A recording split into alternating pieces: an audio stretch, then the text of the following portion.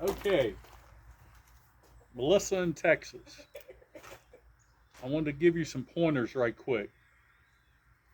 Okay, when your entrance, wherever it's at, say like this is the front, like your video that you showed me, don't stand in front of it, working it.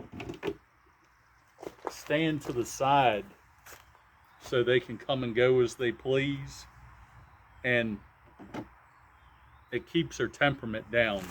At least it does for me. Um,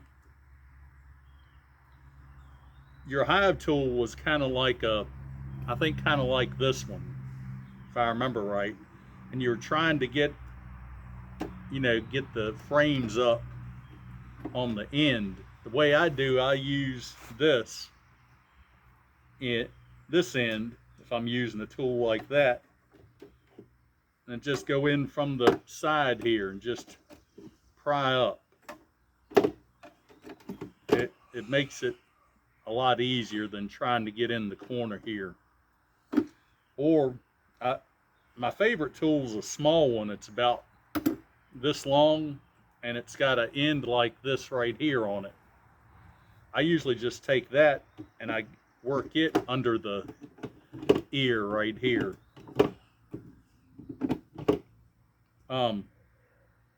To each his own, but I think this will, if you try it from the center or the edge, it'll help you a lot. Another thing I saw, you had the feeder in, and that's great. I'm glad to see you're feeding them.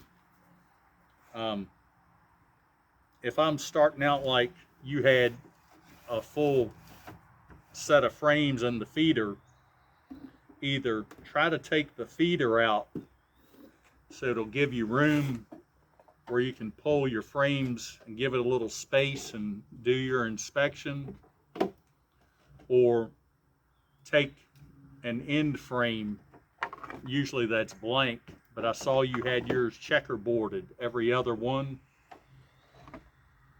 It wouldn't hurt to have two of your drawn frames together, ones that came the way when you got the Nook.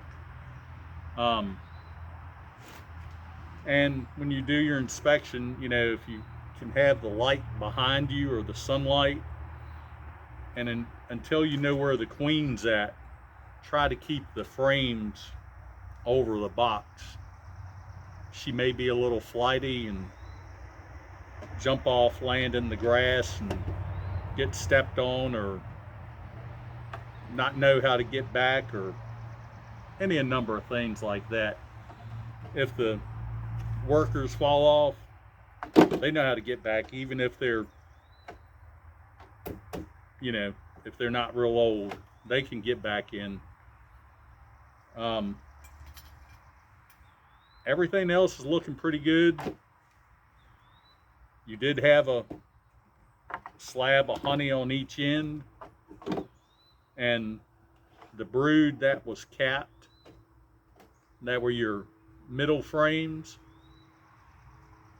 It looks like a lot of bees are hatching from there. Just make sure where you've got the comb that doesn't have the capped brood, that you can see the eggs or larvae in the cells. And like I said, I need my sunlight to the back behind me so I can see down in each individual cell. Otherwise, keep up the good work.